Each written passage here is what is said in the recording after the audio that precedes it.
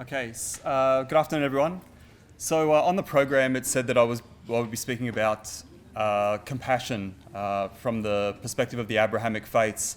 But I thought I'd speak about something a little bit more specific, and that is looking at the covenants of the Prophet Muhammad. The reason why I chose this particular topic is that when we speak about compassion, two of the main barriers are mistrust and fear. And when people approach the religion of Islam, a lot of the concerns revolve around what we've seen in the mass media over the past, 2 decades in particular, and that is, violence and terrorism and so forth being associated with Islam. Then other people that have scratched the surface a little bit further and looked back in Muslim history have probably come across some of the conquests and so forth of various Muslim, empires in the past. And that's probably done little more than confirm some of the concerns. And if we look at the manifestos of some of these right-wing or far-right extremists like Anders Breivik or Brenton Tarrant, they're playing on this idea of a great replacement, that the Muslims are coming in large numbers, and actually that's true. The Muslim population is the fastest growing in the world, and it's set to be the most populous by the middle of this century. But the idea that Muslims want to dominate and disrespect and don't tolerate other faiths or don't see other faiths as legitimate, I think is central to a lot of the concerns we see today. And really, it's not until we dig deeper back to the original era of Islam, back to the time of the Prophet Muhammad, that we get perhaps a more accurate sense of what the central message of Islam is in relation to other faiths. And I think this is where the covenants become very important. So just a bit of a chronology. I'm going to talk about, I'll give you a bit of a snapshot of the overview of Muslim history just to sort of situate where these covenants come from. I'll talk about 2 covenants in particular, the ones with the Christians of Najran and the other ones with the Christians of Mount Sinai. But these covenants do extend to other religious groups, including Jewish and Zoroastrian communities as well.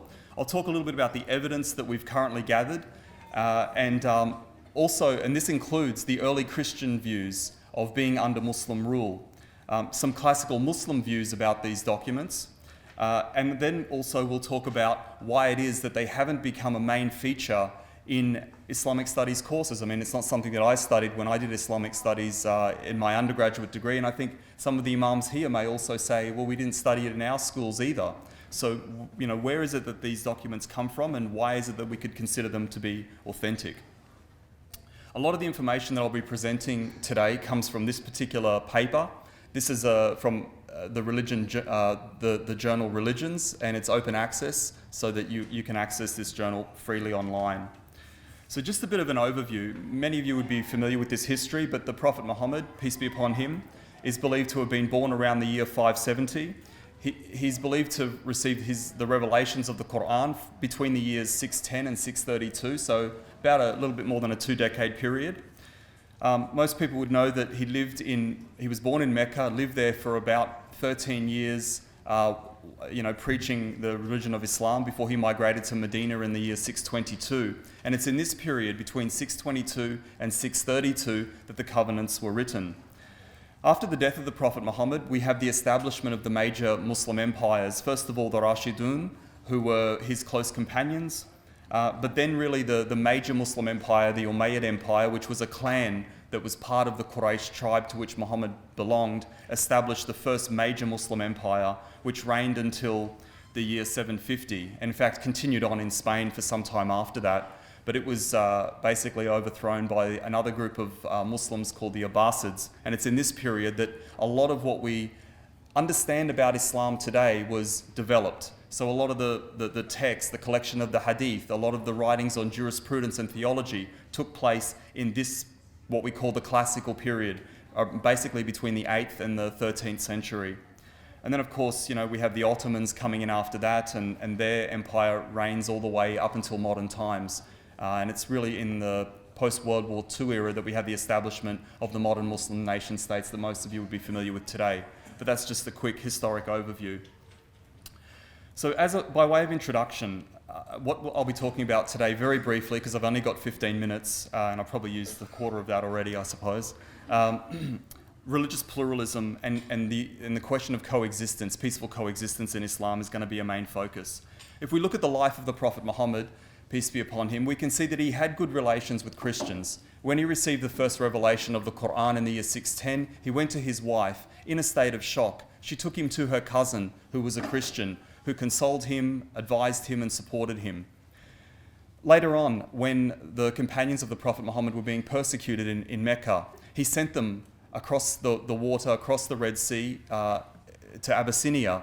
And of course, Abyssinia at the time was part of the Aksum Empire, a Christian kingdom, where they found refuge and safety. So the Prophet Muhammad clearly had good relations with Christians, and these are just some examples of that. After the Prophet Muhammad and his companions migrated from Mecca to Medina in the year 632, one of the first things he did was write something called the Charter of Medina. It was essentially a document that established the rights and responsibilities of the people within that city. This included Arab and Jewish tribes, Muslims and non-Muslims. He referred to all of the people in this community as part of the one ummah. There was an inclusivity about the way he approached other people, particularly in the city of Medina. And the covenants that I'm going to be speaking about now are really an extension of that policy, building those relations with other people that wanted to have peaceful relations. Some of you may be familiar with the verses in the Quran on jihad or qital, fighting, etc. But I think what's important to appreciate that this comes within a context. There was a battle between the Prophet Muhammad and his fellow tribesmen. Beyond that, though, what we can see from a study of his life is that he tried to establish peaceful relations, and the covenants are a very good example of that. They really are a pledge of protection that he gave to Christian, Jewish, Zoroastrian, and other monotheistic communities that were within the Arabian Peninsula and beyond it at that time. So among the documents that we've discovered, and we found these documents in monasteries, we found them in archives, we found them in old manuscripts. They're not something that those of us who have done Islamic studies actually necessarily came upon during our studies. These are documents that people have found at various points in time. They haven't been a major focus within the field of Islamic studies or in the Islamic studies that people would have done in a classical sense. We have about 7 documents, though, that come from the time of the Prophet Muhammad that were dictated by him. That is, he didn't write them himself, but he had scribes. The 2 most important scribes were Ali, peace and blessings be upon him as well, and Muawiyah, who was another companion of the Prophet Muhammad. They were his scribes that wrote these documents. When Umar became the second caliph, he had another couple of documents, and Ali, of course, had some documents as well with the Armenian Christians. So these are some of the documents that we've become aware of. Just to give you an example of the kinds of information that's contained in these, this is from the covenant with the Christians of Najran. Najran is a place within the Arabian Peninsula towards the south, just north of Yemen. And this was historically inhabited by communities of Christians. And so essentially what this document says is that the Muslims would protect the churches and monasteries of the Christians. They would not demolish any churches, either to build mosques or to build houses for the Muslims. All ecclesiastical property of the Christians would be exempt from every tax. No ecclesiastical authority would ever be forced by the Muslims to abandon his post. No Christian would be forced by the Muslims to become a convert to Islam. And if a Christian woman married a Muslim man, she would have full freedom to practice her faith. And in fact, the covenant goes on and says that she has full rights to seek religious guidance from within her religious community, etc. And this comes from a paper published in the Oxford Journal of Islamic Studies by a colleague and friend of mine, Dr. Ahmed Al-Wakil. Another example of a covenant that we have comes from a book, Munsharat al-Salitin, which was written by Ferruddin Bey. He was the Grand Chancery of the Ottoman Empire during the reign of Sultan Salim. Those of you who know your Ottoman history, hands up. Right? Okay, so Sultan Salim was responsible for the conquest of Egypt during this time. Egypt housed a lot of artifacts from around the Muslim world, and many of those were taken back to Istanbul during this period. This is the early 1500s.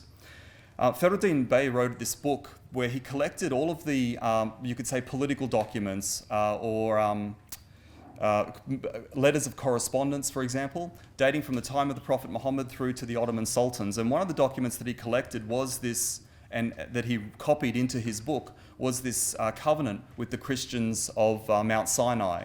That's the St. Catherine Monastery there in Mount Sinai.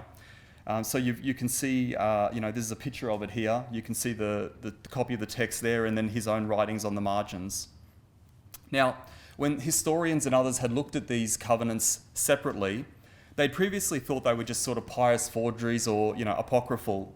And even people like Muhammad Hamidullah, who's a famous historian that has studied, political documents from Muslim history, had that view as well. And it really wasn't until this century where scholars like Andrew Morrow and Ahmad al-Wakil looked at all of these documents collectively, and they found something very interesting about them.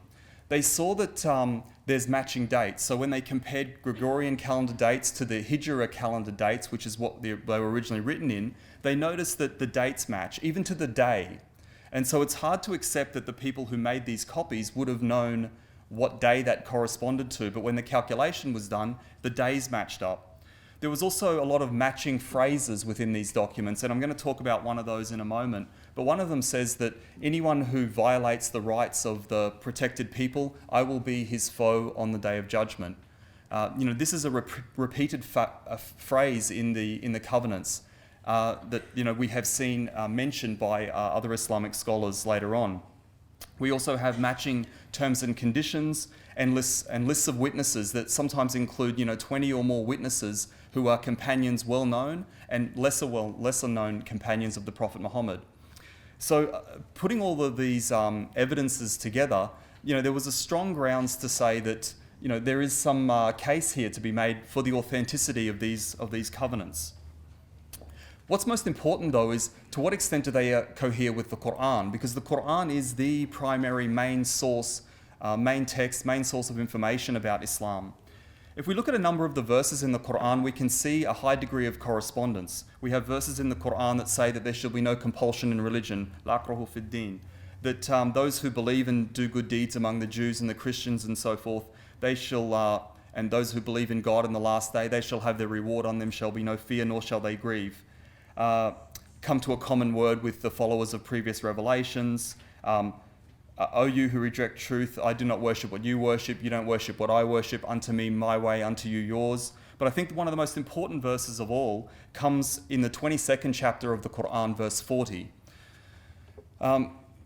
In fact, if we look at verse 39 of that chapter, so 22:39, this was the first verse to be revealed where the Muslims were given permission to defend themselves. They endured quite severe persecution in the 13 years they were living in Mecca. After they migrated to Medina, this verse was revealed that says that permission is given to fight because you've been wronged. You've been driven from your homes for no wrong except that you say our Lord is God. And then this verse comes immediately afterwards. If God didn't check one set of people by means of another, there would surely be pulled down monasteries, churches, synagogues and mosques in which the name of God is commemorated in abundant measure. This is from the Quran. The Quran is saying to Muslims, you must protect monasteries, churches, synagogues, and mosques. So quite clearly, if we read these verses of the Quran and many others like it, this is not a religion that is exclusivist. It's not saying that Islam is only for Muslims. It's conveying a message of monotheism that is much broader than just the confines of those people who say, I'm Muslim or I follow a religion called Islam. And there's even some discussion among scholars about the use of the term Muslim and Islam in the Quran and what that meaning was, and perhaps it relates to more of a literal meaning than the way we have come to understand it over time. I don't know how I'm going for time here, but let's keep going. I think I just ran out of time right then, right? I've got 2 minutes, okay. What's some of the other evidence? So what I've shown you so far is that we can see that there are multiple documents here. They are in the possession of people who are geographically dispersed and who belong to different communities. So on the basis of that, we've either got to say these geographically dispersed people conspired to write very similar documents, or they come from a single source, right? Now, what other evidence do we have about this? If we look at the writings of early Christians, the first to fall under Muslim rule, they write very positively about their experiences. We've got writings from a historian by the name of John Bar Penkaye. These people wrote in Syriac, by the way, and these are translations into English from the Syriac. He wrote the history of the Armenian people. In there, he makes, you can see the quote on the screen, he makes reference to the covenants. Another was Catholicus Ushayb III, who was a Christian bishop who was writing to other bishops about his experiences under Muslim rule, and he says, "Not only, as you know, do they not oppose Christianity, rather they are givers of praise to our faith, givers of honour to our lords, priests and holy ones, and givers of aid to our church and monasteries." You know, statements that mirror very closely those statements that are made in the covenants. If we look at Muslim sources, what were the Muslims writing about this? Because the real thing is that we don't have a clear statement from the Quran, other than that 2240 verse that I mentioned, specifically about the covenants, although covenants are mentioned in the Quran. Nor do we have very clear statements in the Hadith, the narrations attributed to the Prophet Muhammad here.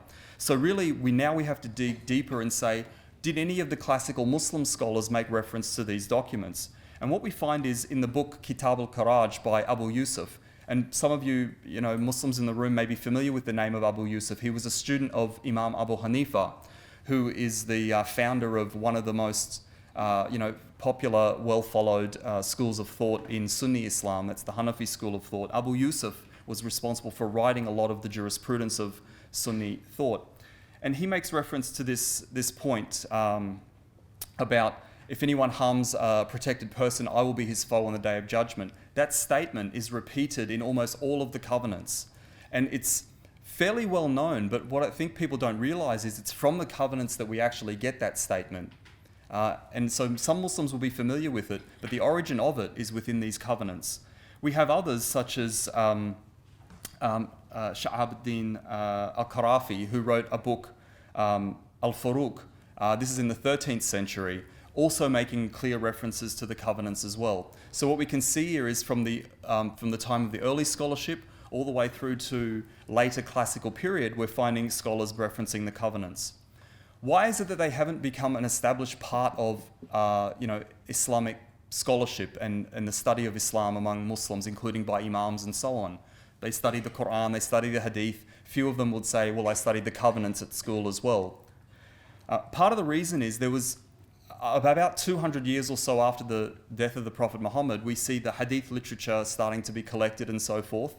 And we see in the books of jurisprudence this shift towards a document called Shurut al-Umariya, or the Pact of Umar.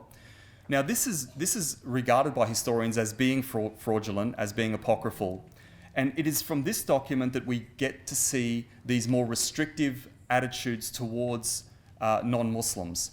Many people who have studied the history of non-Muslims under Muslim rule will point out that this rule was discriminatory and impose a lot of restrictions. And it actually is from this document, rather than from the covenants quite clearly give non-discriminatory relations. But this Pact of Umar gives something different. And you can see in this one particular book of Islamic jurisprudence that I've quoted here, Al-Misri's book, which dates to the late 1300s, that the kinds of restrictions that were imposed, that non-Muslims were not to be greeted with the words Assalamu alaikum, that they were to wear distinctive dress, that they must keep to the other side of the street when Muslims are around, that they can't build their houses higher than the Muslim houses, that they can't ring church bells and they're forbidden for practicing their faith in public, etc. These kinds of restrictions that didn't exist in the early days, but somehow came to be part of books of Islamic law or jurisprudence. So our research is continuing. We're still searching for an original, but to be quite honest, there's many. That's very unlikely. So we're continuing our study of the various covenants that we have, the copies. One of the key issues will be, why is it that we don't see more references to these covenants in the Hadith literature? That's going to be a very important focus for us going forward. So just to summarize, and I'm sorry I've gone over time, but we do have extant copies or recensions of the covenants from Muslim and non-Muslim sources. From a textual perspective, we do have provisions, phrases, dates, and witnesses, and we see that we have diverse communities across vast geographical locations, all having very similar documents that look like they've been written by people of the same source or group. We have testimonies from early Christians and early Muslim rule in regards to testifying to the existence of these covenants. We have acknowledgement from classical Muslim scholars as to the reality or the existence of the covenants. We do have some very minor vague references in the Hadith and the Sirah literature as well. But of course, we find a high degree of coherence between these covenants and what is stated in the Quran, and that's probably one of the most important aspects, especially verse 2240, which talks about protecting monasteries, churches, synagogues, and mosques. But this, I think, raises very important and serious questions, and it has serious implications for our understanding of Islam. Clearly, the understanding that has been developed on the basis of mass media reporting about terrorism and so forth is not leading us anywhere to a better understanding of Islam. Nor is some of the historical studies that focus on Islam through the lens of what the various empires did. Making this assumption that what empires did is necessarily reflective of a religion is like saying what the Roman Empire has done is somehow reflective of the teachings of Jesus. I think very few people would accept that. So similarly, why should we accept that what various empires did, and they may have done, some great things, but that is not necessarily reflective of the teachings of the Prophet Muhammad. So what these covenants do is allow us to go back and have some insight into what the Prophet Muhammad's perspective and understanding and teachings were in relation to Muslim, non-Muslim relations. Thank you for your time.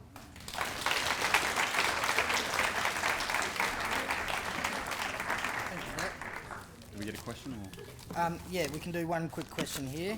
And I've got a guest for you as well. Oh, lovely. Thank you. Does anybody out here have any questions that would like answered? So, yeah, what you're discussing there, the development of groups such as Sunnis and Shias and so forth, is a later development. You don't read in the Quran any reference to, Sunni or Shia, or of these other, developments that took place later on. You don't find in the teachings or in the statements of the Prophet Muhammad reference to this sort of thing. However, I should point out that the Prophet, in the statements of the Prophet Muhammad, you do find very clear references to following the Quran and his family, the Ahlul Bayt. So that's a very important point. But beyond that, you don't find references to these two distinct groups. These are developments that human beings came up with at a later time after the death of the Prophet. So, I would situate them within, you could say, the classical Islam era, but they are not foundational teachings of Islam. And I think Muslims need to have a rethink about wedding ourselves to these labels of Sunni or Shia and this and that, because they're not part of the Prophet's teachings, actually. Yeah. Although I will say that, this following the family of the Prophet Muhammad is something that he did say, and I can completely understand that perspective, that if you want to understand the original teachings of Islam, you'll find it among those people who are closest to him. Yeah. Thank you. I think we'll have to move on to the next topic now, but thank you a lot for that. Thanks. Cheers. Thank you. Yeah, no, it's really, really insightful that. I had no idea about these teachings, to be honest. Had no idea that they referenced different faiths about promoting peace between all. So I really appreciate that. And as you say, it's unfortunate that 2019, the mass media is portraying the Muslim community in such a poor light. So in saying that, I'd like to welcome the number 5 plenary for the afternoon, Compassion in the School Grounds from the Youth Perspective. So I've got Harry McGrath, who's a grade 11 student at Concordia Lutheran College, Fatemeh Hassani, a second year at University of Southern Queensland, Yentul Rangira, grade 11 student at Mount Maria College, and we'll also have a Q&A session chaired by Rahila Abdul Hadi, who's a grade 12 at Harristown State High School. Thank you. I just first would like to start off by saying thank you to each one of you sitting here today. As young people like us, we never think about compassion or things like that. And coming here and listening to the amazing speakers and each one of you sharing your thoughts and comments, it really taught me something, and I'm so grateful for that. So, as Lincoln said, I'm Rahila, and I just graduated from Harristown State High School. Today, I'm very honored to be given the opportunity to chair today's session, and I would like to start off by introducing the members of the Toowoomba Youth Peace Group. Do you have a mic? If you guys would introduce yourselves. I'm Mayana. I'm Hassani Zada. I just finished grade 9 at Fatemeh College. My name is Lakshmi Nandu. I just finished grade 11 at Fatemeh College. I'm Connie Q, finished year 11 in Centenary Heights State High School. My name is Jens Ramiro, and I just finished year 11 at Marina College. I'm Harry McGrath. I just finished year 11 at Concordia, Lutheran College. I'm Fatemeh, and I just finished my first year at the Thank you. The Toowoomba Youth Peace Group all started last year after the International Peace Conference, when some of us spoke about what peace means to us and how we as young people can bring a positive change in our society. Since then, we made this our journey or mission to continue to dig out what really peace means and in today's generation, and how can we pass it on to future generation. So this year the theme is compassion, and today's session is about compassion in the school grounds. This session will follow up with speeches by our three amazing members of the Toowoomba Youth Peace Group, Fatemeh, Harry, and Yento. They each will get 10 minutes to talk about compassion in the school grounds. Later, the session will follow up a set of questions relating to the theme of compassion from the audience and from the audience to our members. All right, so I would like to start with our first speaker, Fatemeh Hassani. Fatemeh is originally from Afghanistan, but she was born in Iran, and she came to Australia in 2013. At the moment, she is a first-year student at University of Southern Queensland, studying biomedical science. Fatemeh is just joined our group this year, and we are very lucky to have her. Please welcome Fatemeh. Good afternoon, ladies and gentlemen, and welcome to 2019 International Interfaith Peace Conference. My name is Fatemeh Hassani, and today I will be talking about the compassion in the school ground. Imagine someone is criticizing you and putting you down every day. This could badly affect you both mentally and physically. And this is why we need compassion. So what is compassion exactly? Compassion is an emotion similar to love. However, it is uniquely related to suffering. Compassion is the feeling of empathy that we have toward the suffering of others and the desire to help and alleviate it. Dalai Lama once said, "Love and compassion are necessities, not luxuries. Without them, humanity cannot survive." Teaching children compassion at a young age would give them perspective of what is moral, and it gives them greater personality. From a young age, I experienced being bullied quite heavily at elementary school and witnessed other students being bullied as well. At the time, no one would show any sympathy to those who were bullied. These days, I still see children sometimes using words or action to hurt another child, whilst many others become bystanders. Teaching students compassion at a young age would benefit them because not only does compassion have an impact on societal level, but also on a personal level, a level where a person forms a kinder personality, which later it would be difficult to attain. Ways compassion could be taught at school include educating children through books and encouraging them to participate in different communities and meeting new people. However, it is also important that besides school, parents reinforce compassion in the child to enhance it. Stephen Aitchison said, "Children learn compassion from their parents. Your job as a parent is to teach by example, not to preach by words." Now we'll be watching a short video on compassion.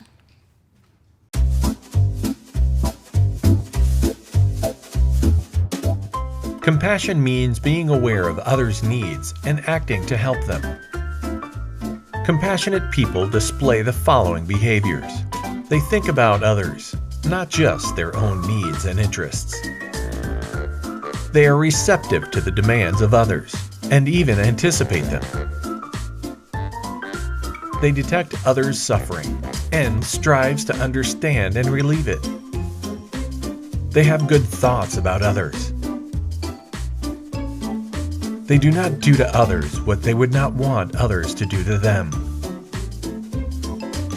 They treat others well without expecting a reward. They treat people well, even those who they don't have to. They are kind and helpful to the people with whom they interact. They can direct their attention to others. They do not just focus on themselves. They recognize their ability to help others. They maintain a balance between trust and prudence. Compassion can be developed through listening and empathy. You can start by making small gestures that benefit the people closest to you. For example, friends, neighbors, classmates. Later, this reflection can be extended to people who are further away. The video that you have just watched shows a good representation of ways we could teach compassion to students and how they could show it to others. For instance, in this video, we saw that the young girl was kind and helpful. She gave up her seat to an elderly woman. This shows that she thinks about other people's needs before hers. She recognized her abilities to help others. Currently, I'm a first-year university student here at USQ, and I see people like this every day. Sometimes understanding a content is difficult for me, particularly if it involves maths. We have students who we call meetup leaders. These meetup leaders choose to dedicate hours of their times to assist students. Sometimes when I have a question, I email them anytime and they try to answer my question as quick as possible. And they do their best to help us get good grades. We also saw that the young girl treated others well without expecting any reward. She had good thoughts about others. And she did not just focus on herself, but paid attention and listened to other people's problem as well. For example, I remember when I was new to USQ, I did not know anybody, and finding my classes was difficult. I had difficulties with some other things as well. I met a friend through my best friend, and I joined his Bible study group and made more friends there. They kindly helped me most of the times to navigate my way to university until I was able to take care of myself. When students lend a helping hand, it assists them with creating a change in others.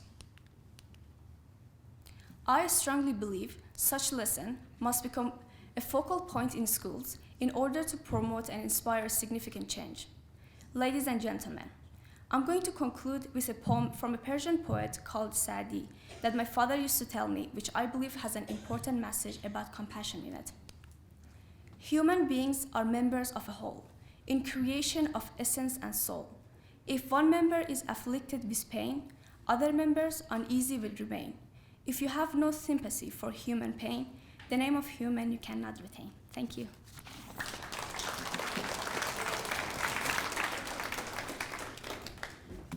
Thank you so much, Fatemeh. What I really got from your speech is that we can help people every day. Little things like can really make someone's day. And she talked about parents' job, school's job, like their role to really build up students for a better community, to help just to help people in general. And I think we all know those students who try to fit in negative ways, such as bullying, striving to be cool, buy into peer pressure, and etc. I feel like they typically lack to necessary social emotional skills to form healthy or supportive relationships, and do not understand that these behaviors abstract rather than satisfying the needs to belong. I feel like as a result, this can produce a fear-based in classroom atmosphere, and real students cannot share their opinions. So thank you for that. I would now like to welcome our second speaker, Harry. Harry is going to year 12 next year at Concordia. Harry is passionate and always gives his best at everything. Just like Fatemeh, Harry is also new to our group, and we're very fortunate to have him as first male. So please welcome Harry.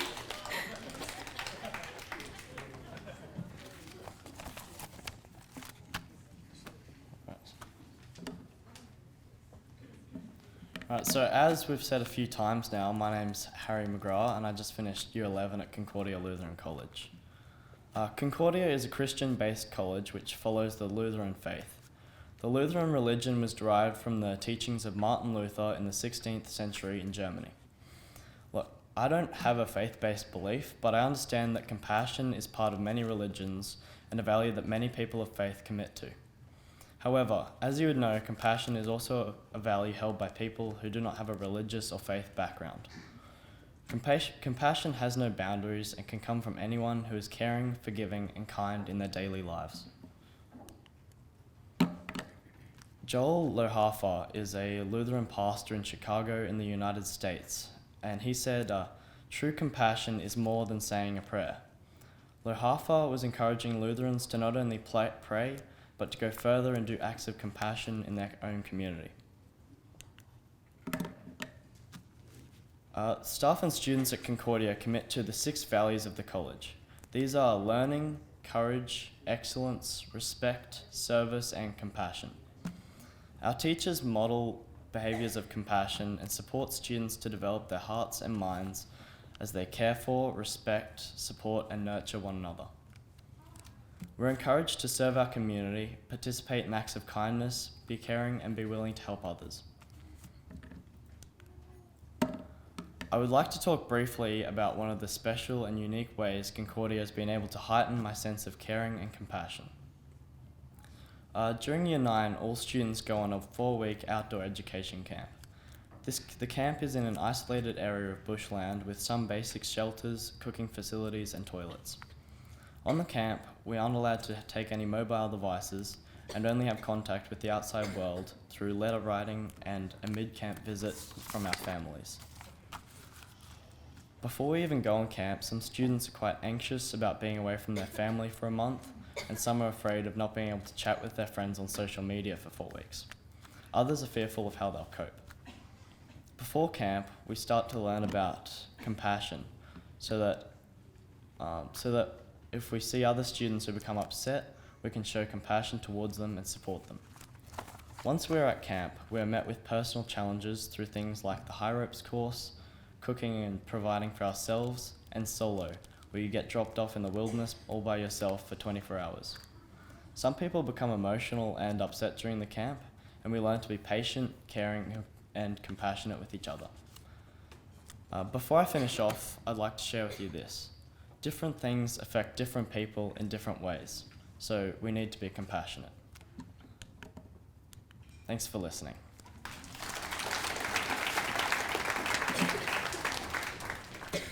Thanks, Harry. I feel like we all understood that you don't have to have a specific religion or faith to really believe in compassion. Compassion can be in anyone's heart, and we just have to really stand out of our comfort zone and put it out there and help people. So thank you for that. Fine. All right. So last but not least, we have Yentil. Yentil has been part of the Toowoomba Youth Peace Group since the day one. Her enthusiasm and passion has done many contributions to our group, and we are very blessed to have her as one of the members. Currently, she lives in Brisbane and just finished grade 11 at Maria College? Maria College. Please welcome Yentil.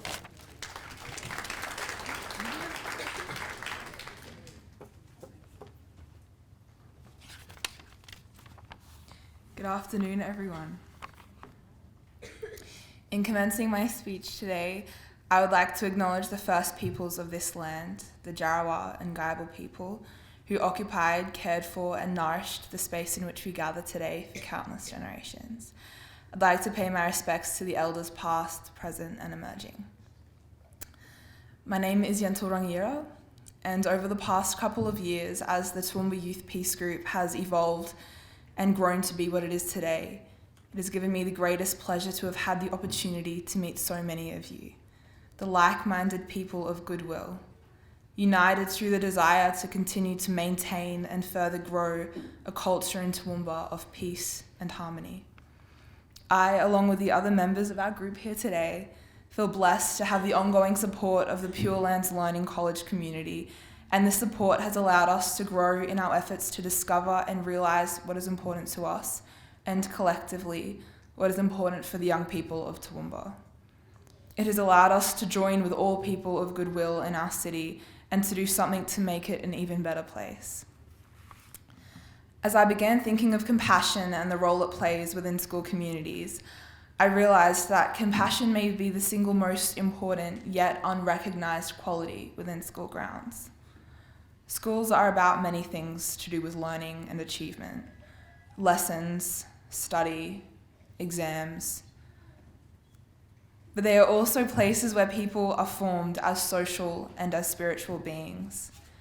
I began reflecting on my own experience of school life, and it was clear to me that the fondest memories that I have of school are memories of community, of laughter, and of friendship.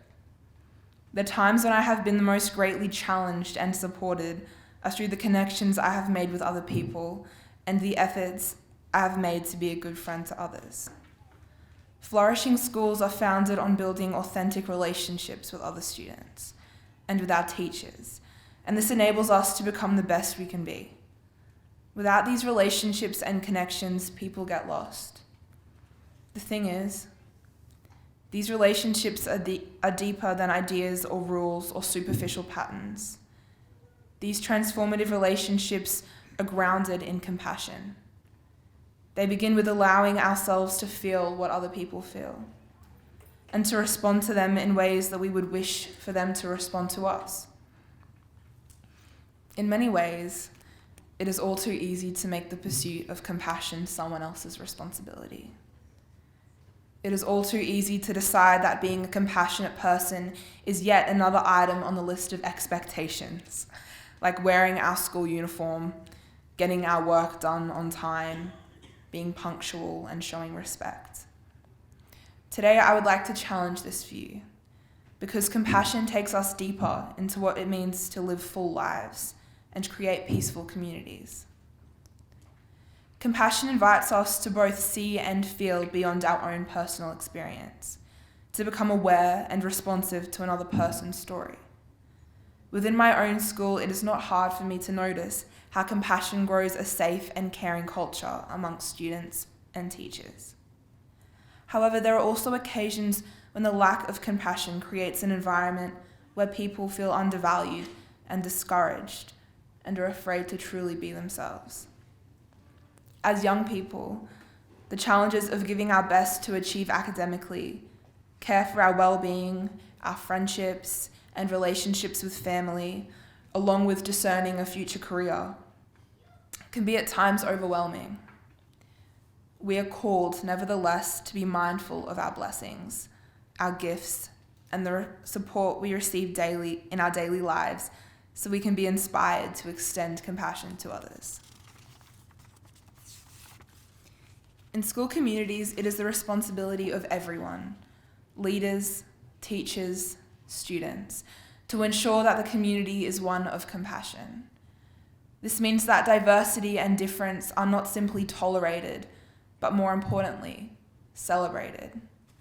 Teachers and other administrative staff regularly role model compassion to students, and this is supported by both the mission statement of the school and the values the school seeks to live by.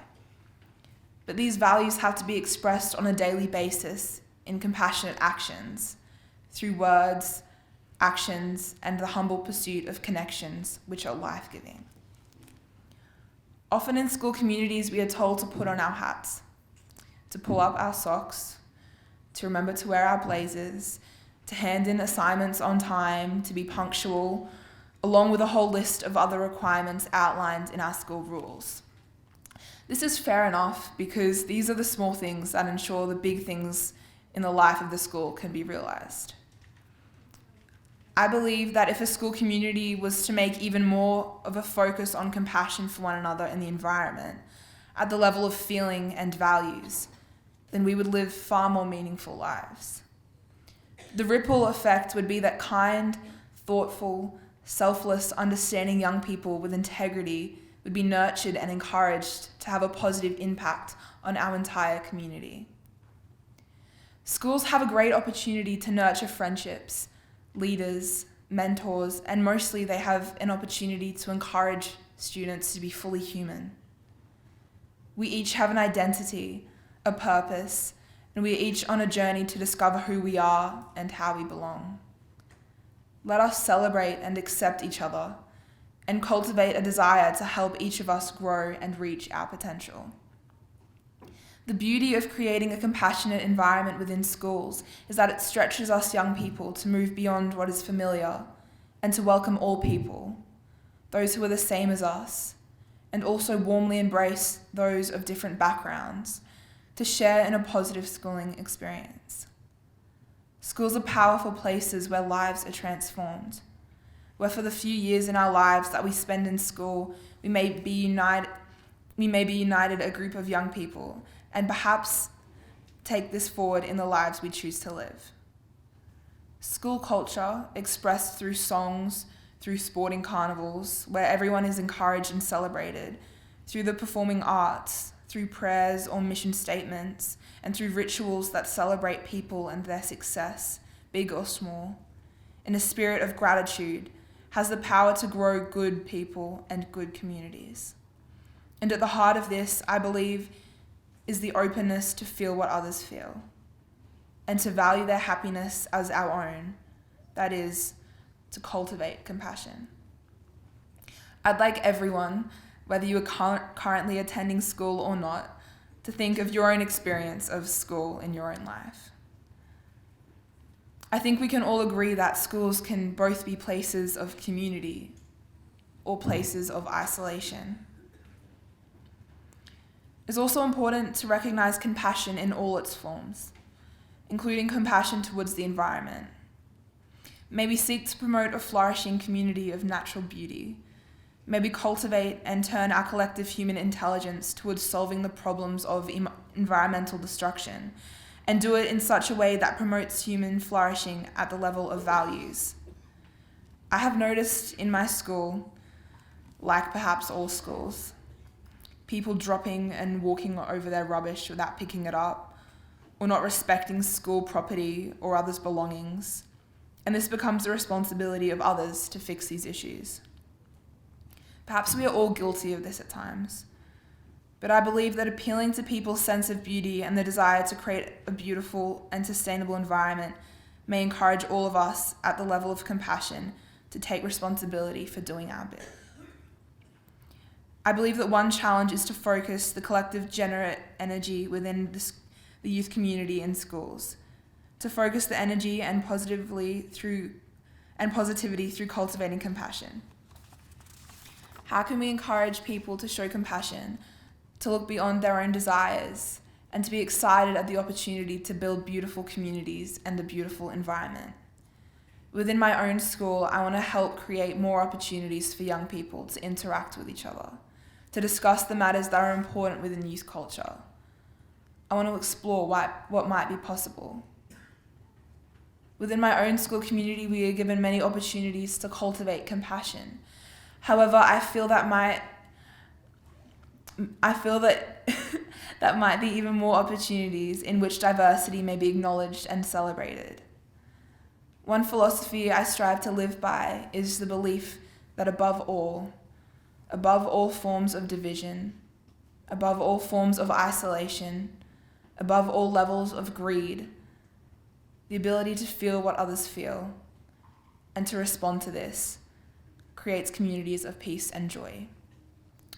I'd like to finish with the words of John Vanier, the founder of the Larch Communities, where people with disabilities are embraced and respected and nurtured, and where their stories are respected and celebrated. This is a profound example of compassion in action and a model of inclusion for all communities, especially schools. I have listened to God's songs, which warmed and stirred my heart, opened up my intelligence, gave hope, meaning, and orientation to my life. With all that is beautiful and all that is broken within me, and meaning to this world of pain in which we live. I want to sing this song too, even if my voice is weak and sometimes wavers, so that others may sing it, and that together we may be in a world singing a song of hope, to bring joy where there is sadness and despair. Thank you.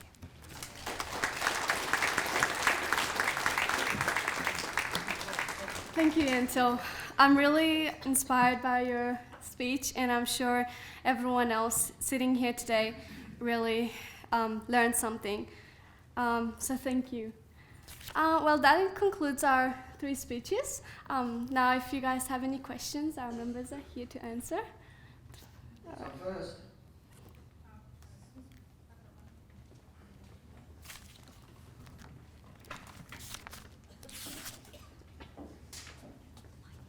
Hi, Harry. My question is towards you. First of all, thank you for having the courage to be on this team of such powerful young ladies. So earlier this morning, we heard Derek from Lifeline, the CEO of Lifeline, mention that one woman every week dies because of domestic violence, harm caused by a male towards a female. Now, as a young man and our future for tomorrow, you and your friends, what view do you hold in terms of compassion in the domestic environment and for your women around you and for the children in your life later in your life? How do you view all of that? And when you are faced in a situation at school, how do you handle that where you see a boy disrespect a girl? Yeah, I think it's really good to teach our children and stuff to have compassion. I think that's mentioned earlier, and to respect women and be equal.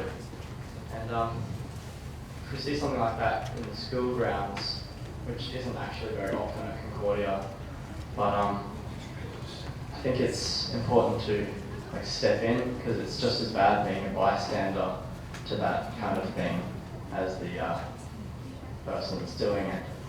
So yeah, step in and help. And yeah, I think raising awareness to domestic violence, like those numbers that you said, is really important, because I think not that many people are aware that women actually do die because of this. It's actually more common than people think.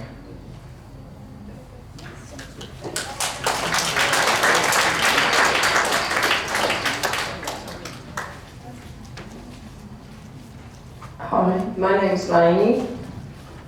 I had a discussion with Connie, Lakshmi and Master earlier. Interesting, yesterday afternoon when I left here, I went to a cafe to have some salad and read the paper, as I like to do because I can turn the page. And sure enough, the headlines in the Courier Mail were about Australia having the highest percentage of bullying in high schools and the highest percentage of students intimidating teachers in Australia. Some of you will be at schools where that won't happen. Somebody quoted a school that they know of locally where that does happen. So it's a question in a way of what you might do, and Harry answered the last question very well, and within that included don't be a bystander. However, I feel, and I'm just wondering if you too see the opportunity, often when we're in the worst statistics, we then have the biggest opportunity to address that within Australia and lead the world in that. Just some comments, how you feel about that. And if you have noticed it increasing maybe from when you started high school until now. And I fully acknowledge and feel that the bully or the intimidator we do need to have compassion for, because it's coming from something that's been broken within them. Thank you, Angel. I am very lucky to not experience bullying within my school. However, I think it's not hard to notice the little kids who are sitting by themselves. And with that being said, it's not hard to go up and ask how they're doing. And to just be that voice for people that things are going to be okay. And I think the important thing to realize within like bullying in schools is that where it does stem from, like you said, you can come from a struggling home life or a low socioeconomic status, and to realize all the kind of sources that influence a child to act in a certain way with hostility and with anger. I think it's important to realize where that stems from, because then you can kind of like get things at the source. And as far as being disrespectful to teachers is concerned, I think in the striving for compassion and for harmony within schools, I think there needs to be a greater focus on the different missions of the school and the ethos. Because I could be at school for 3 weeks and not hear anything about the school's main values of respect and for love of work and for community. And I think the more that we can kind of draw these beautiful parts of the school and the core aspects of them into our everyday life, people can begin to realize the importance of them. And I do think it is a matter of celebrating the little things, and for schools to implement more opportunities where these little things can kind of turn into big things. At my school recently, they've started a Just Dance lunchtime session. One of the teachers, she thought it would be a good idea to open one of the classrooms and put, those Just Dance videos on the back where it puts people dancing and you kind of react it. And we've had over 50 people come into the classrooms and join together. And we've got people from year 7 to year 12, boys and girls, just coming in one lunchtime a week and dancing together. And no one questions each other about, why is your hair like that today? Or what are you wearing? Or what are you doing? Or why are you dancing funny? Everyone's just there and sharing this beautiful moment. And I think we need to see more of that in schools. I think through that togetherness, it really unites everyone, and we don't see enough of it.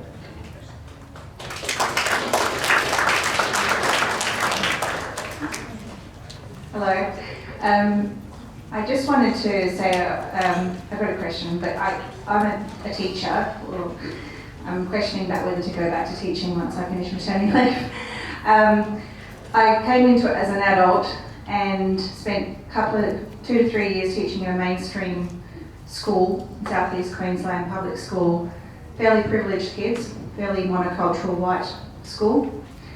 And in that time I saw a huge amount of bullying in the school, and it was a terrible culture. In fact, it got so bad that it ended up on TV a few times. And what I noticed though was that even though the school was saying things and paying lip service to bullying and, let's have a PowerPoint once a week where we talk about relationships and respect and blah, blah, blah, that the culture itself was so bad because teachers were under such tremendous stress all the time, from the school, from the education department, to achieve this, NAPLAN, achieve these results, literacy, numeracy. We haven't got time for classes that are just about, gardening or practical things or interacting with each other. We haven't got time for that. We have to, every extra minute we have to spend doing literacy and numeracy and get through the curriculum. And it creates this culture and this stress where we don't stop to breathe and have relationships with our students.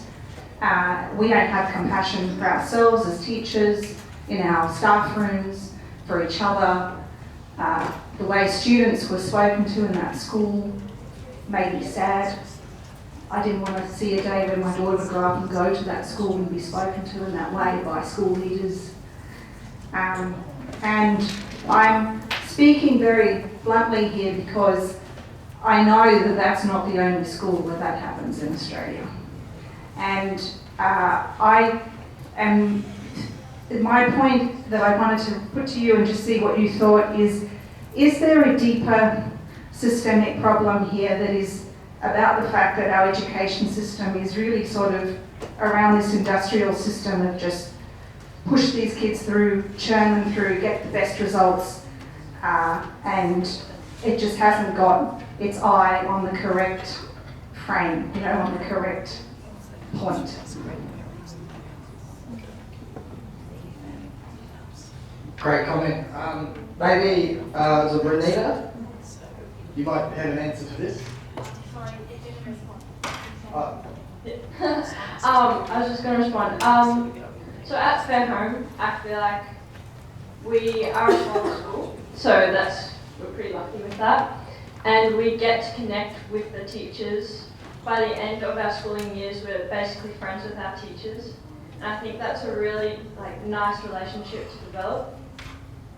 And I think if in a lot of other schools, if they maybe reduce class sizes and get the chance to develop relationships with teachers, and maybe the teachers connect with each other to maybe minimize the stress, especially with the new system. I've seen a lot of teachers stressing out about the new system, and I think there's a lot of pressure on academic stuff, but we need to know that the priorities are life rather than our school results, how we treat other people, and I think that's really important to emphasize in schools.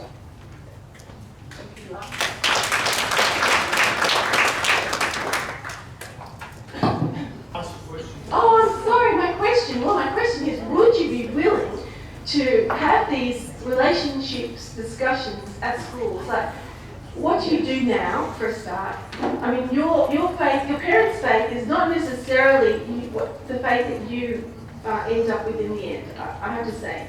So, and do they talk to you now? What is the dynamic there? So, yeah, I'm interested to know how. Yeah, I agree, definitely, with what you said. So, I go to a privileged school where actually my school, Fair College as well, prioritizes relationships, and they've actually told us amazing women have come to our school to give us workshops and have talked to us about different relationships that we might have and what a healthy and a negative relationship looks like, which is really great. I'm not sure about other schools, but I hope that I guess they implement that into their education system as well, so that I guess students can actually see that and learn what a positive and negative relationship looks like from a young age, so that they can actually avoid a negative relationship before it happens. Because a lot of the time when you get into a negative relationship, it's really hard to get out of it. And it's sometimes too late to get out of it. So I guess education plays a big role in that. I'll just add something quickly. Yes. My name is Rane, and I wanted to again put Harry on the spot. I remember my mother spent a fortune on my schooling, and yet every day it was the same thing. The male sex hormones were what they were, and every day we had to prove ourselves through confrontation and fighting. And finally I found there was a library I could go to. But every day the same thing. You had to prove yourself. This supposedly was being a man. So I wanted to ask Harry, since you have been involved in this peace group, this youth peace group, has your perspective evolved? Have you learned something from being with this peace group, please? Yeah, I think it's what I've learned. I've only been here for maybe 6 months now, something like that, not long. But what I've learned is you don't have to prove yourself using force or physical, physical force. You can, I'm not too sure. You can, communicate it with verbally, and instead of fighting and stuff. I think that's a way to stop bullying as well. And that kind of links in with the domestic violence. That's where bullying can start at home. They see it at home, so they bring it into the school grounds. So yeah, I think it's really important to communicate verbally rather than, that's probably what I've learned, rather than fighting.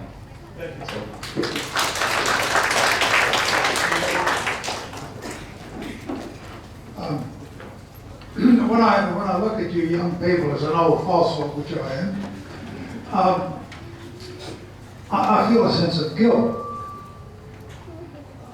We've talked a lot about compassion to each other as humans, but what about compassion to the earth?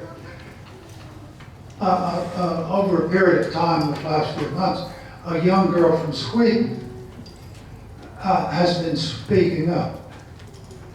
And as a person who trained in earth science, I'm convinced that global warming is coming, and I feel very guilty about the mess I'm handing on to you. And what really concerns me is some of the self-appointed, what we call them shock jocks, said that this young girl should be sent home and spanked, basically, and know her betters. And I wonder about bullying. Do you feel that we old fossils bully you a bit?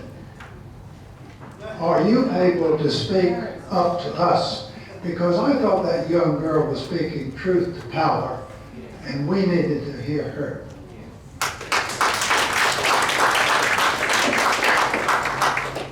Well, I'm not sure if you were talking about Greta, but so what I saw from that, I'm not commenting on whether what she's doing is right or not, but basically people, instead of focusing on the actual problem, they started focusing on she has a mental health problem, her parents might be forcing her to do this, and into all of these other problems, and also how, the other acts that she does in her personal life.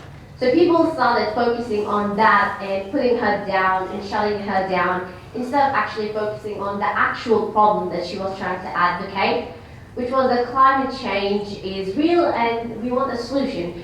And so, which is the same as what I believe as well, climate change is real and we need to find a sustainable solution to it. Obviously we cannot, like at this instant, close off all these big fossil companies, all these big companies at once. We can't do it in 1 second. It can't happen overnight. It will bring down countries, nations' economy down. We need to find leaders need to use referencing back to compassion.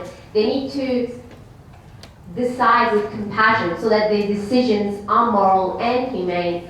So I guess talking about climate change, we need to find a solution that will cater for everyone. We need to, find for our leaders to sit together and decide together, because it's not a one country thing. It's not just American thing or Australian. It's a global issue. And so we need to bring leaders from every country into the table and then to discuss, well, what can we do? How can we share each other's resources to fight this problem? Because it's a global issue. It affects all of us and it affects our citizens. And when leaders use compassion, they feel what their people suffer and they seem to feature how their people will suffer. Then when they put themselves into the shoes of who will this affect, who climate change will really affect, then they can make decisions that will truly help its citizens and truly fight the problem of climate change. Do you feel we listen to you? Sometimes. I think,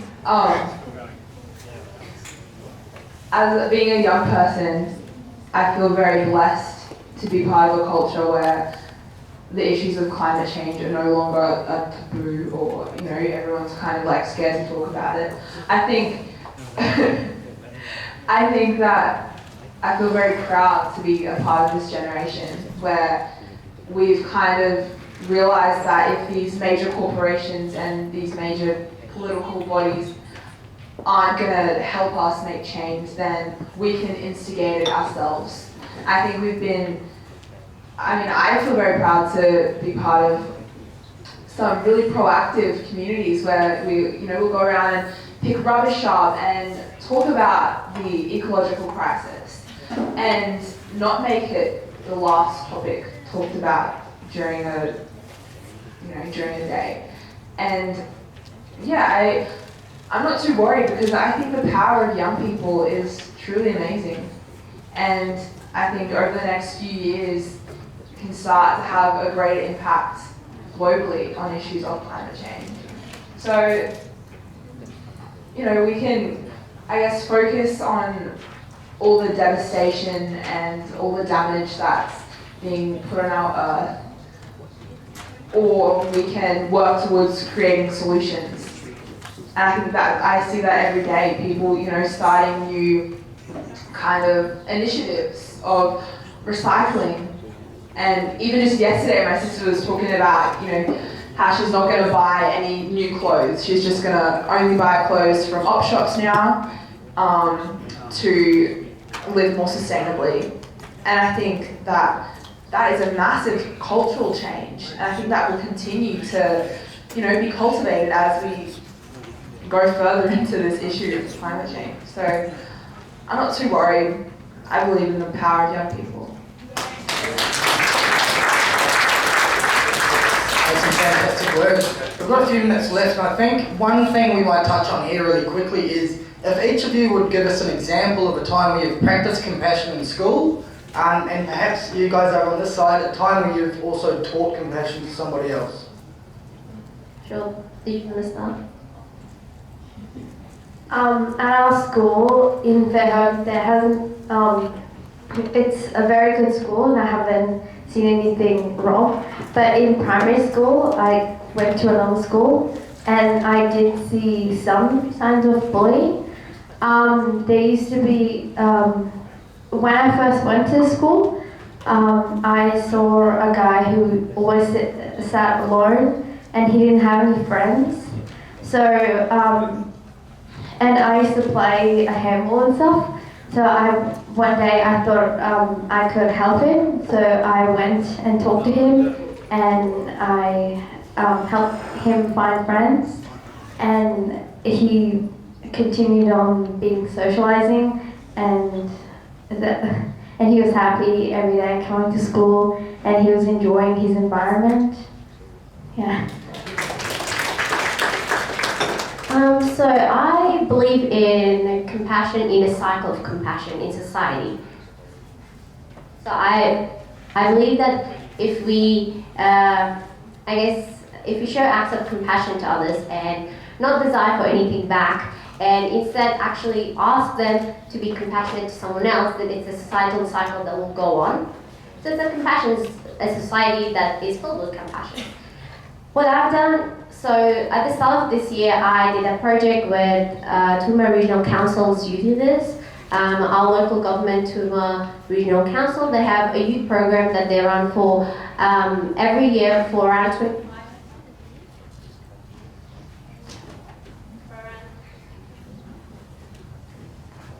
25 young people every year, for them to actually give them a platform to bring in the issues of young people into the table and discuss them with counsellors and find ways to help them. So when I started my backpack project, which I delivered at the start of the year, it was through compassion, I think. So I tried to, suffer with those. So the idea of it was that these backpacks would be given to newly arrived young people who will come to Australia, and their parents would be busy doing all the other stuff, opening an account, settling into Australia, finding housing, all of these other stuff. And sometimes kind of the child is kind of like not prioritized at the time, and its feelings and what that child is going through.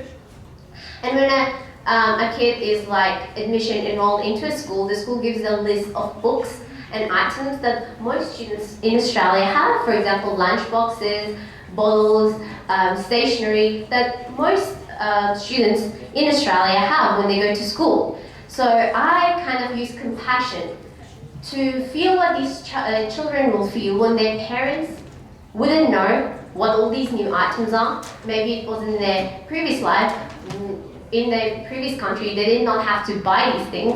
They did not have to provide these things for their children.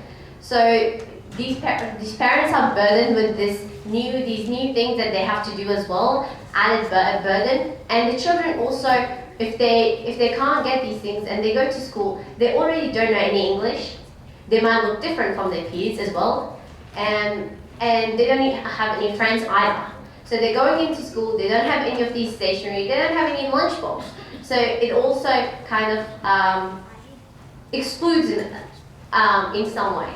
So I use compassion to, well, what can I do for these young children? Well, we can afford to take the burden off parents and to make the students feel more comfortable in school. When they just newly arrived, they're going into class, well, we can make a backpack that is filled with all these essential new items so that the students feel more comfortable and they also feel special, a sense of that they have a value, and they go into class with all the items that their peers have, and it might just help them a little bit more. So that's one way I showed compassion.